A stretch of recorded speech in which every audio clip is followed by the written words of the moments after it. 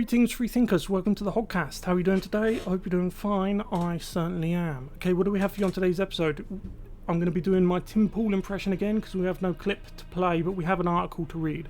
So it's from Hannity's website, but it's credited to Newsweek. Okay, so it turns out that pretty much half of Joe Biden's Twitter followers are fake, and it's not just Joe Biden. I mean, that's what we're covering in this article.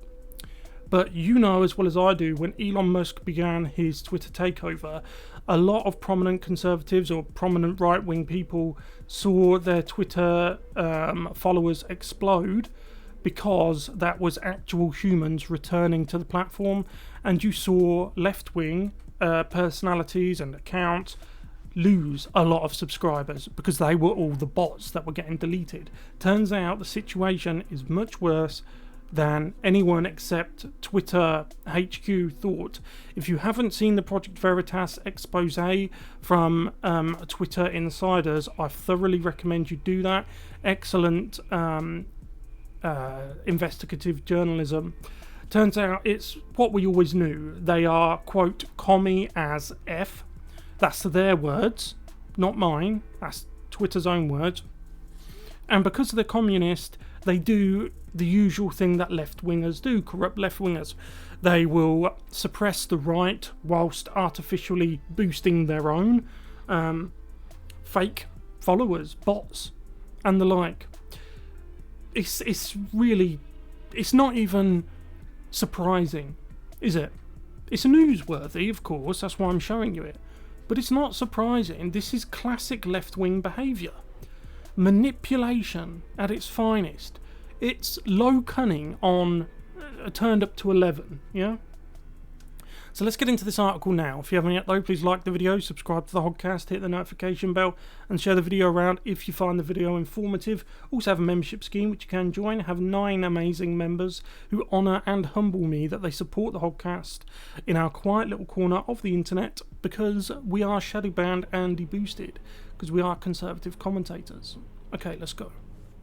Okay, so up to half of Joe Biden's Twitter followers are actually fake bots. According to Newsweek, half of President Joe Biden's followers on Twitter are fake bots and spam accounts.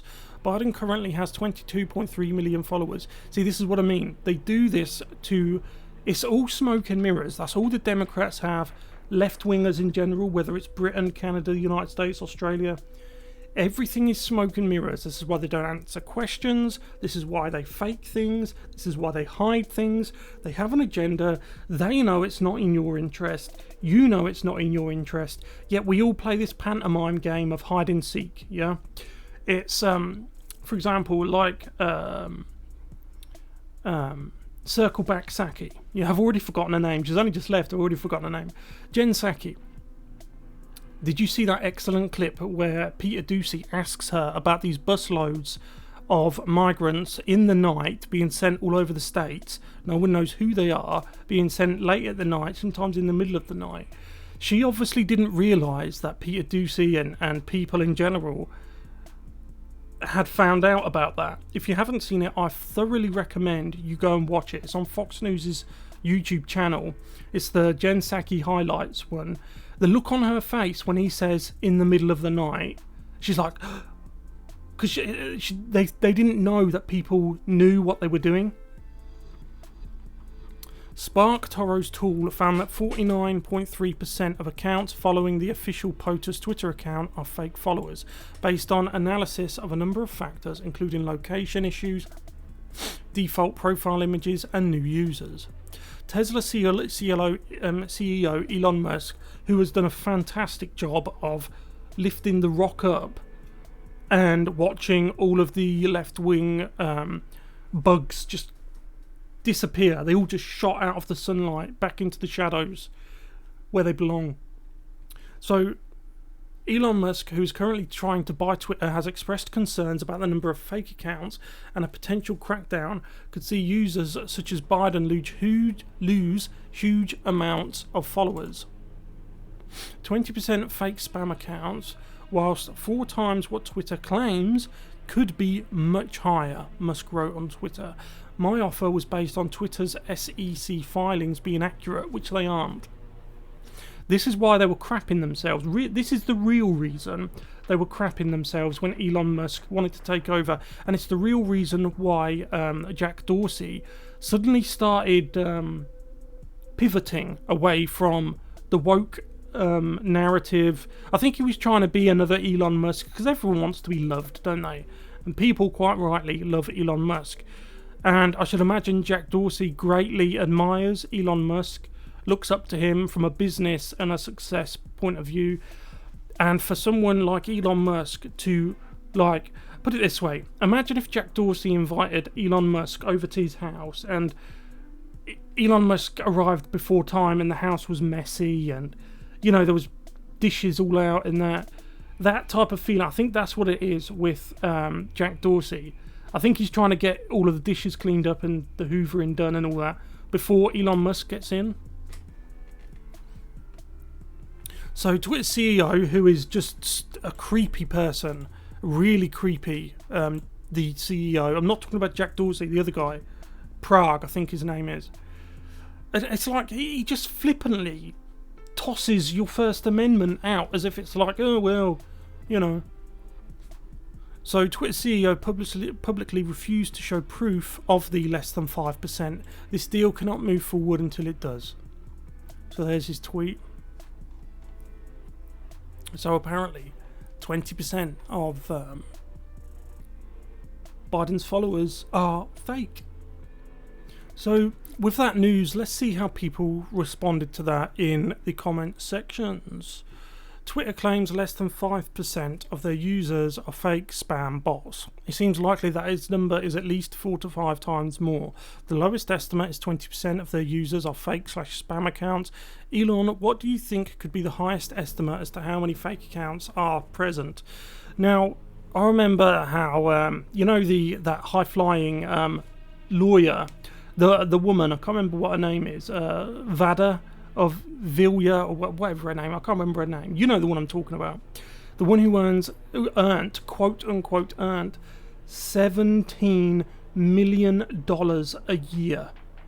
And we've already seen from the Project Veritas expose that these people work sometimes 4 hours a week. This is when that guy on the expose said that it's run like a communist kind of commune, like independent of the United States. They weren't joking, because it had everything that communism has. They inflate numbers to make themselves look popular. They hide things from people. There's endemic corruption and laziness, unproductivity. The people at the top cream off the top. They funnel the money to themselves. It's a Ponzi scheme, really, if you think about it. It's an information Ponzi scheme. So Pranay Pathol continues, considering that this tweet is... Sorry, that's a typo. Considering that this tweet is the most liked tweet of all time, which is only liked/interacted by 2 to 2.5% of the entire Twitter user base, there's a high possibility that the number of fake accounts could be well over 50%. So Michael Saylor says fake accounts should not be allowed to post on Twitter. It should be possible to verify everyone. I agree. Leon Benjamin says, can I claim Zelensky as a dependent on my tax returns? Seems fitting at this point. It does. It does. I have to think Elon Musk knew this was the case before he moved on to Twitter. But why? He just told you he didn't. If Twitter lied about how many actual users they have to the SEC, we're looking at a company that has perpetuated fraud on its shareholders and advertisers. Yes, but they don't care, John Rich. You're talking about the top 1% of leftists, right? These are the people who think down to their bone marrow that the rules and the laws of the country simply do not apply to them. And I bet you they don't. If the people responsible for that fraud against their own shareholders get arrested for it, held accountable for it, even financially, even in a civil case, I will eat my own woolly hat. Yeah? That's my promise to you. I will eat this hat if they go to prison. Yeah.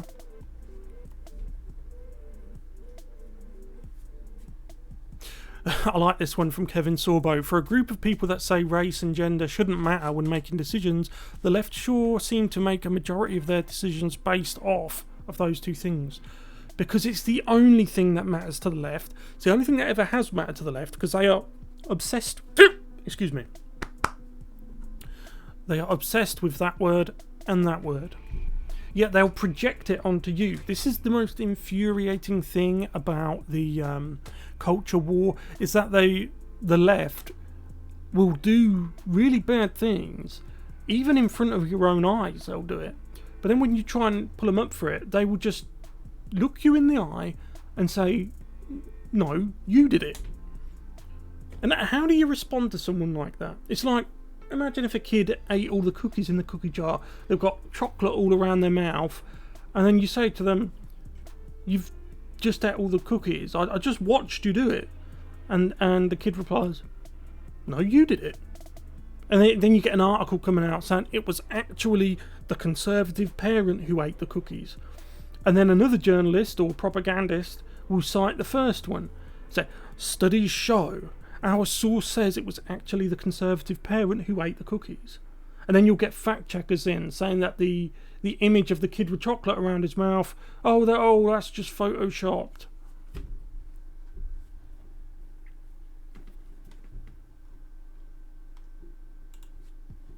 Alex Jones, thank you, Elon Musk. I will rebuild my account and fight the globalists. Please reach it. That's even if it's you. Oh, it's a parody account, so as I thought it would be. Yeah.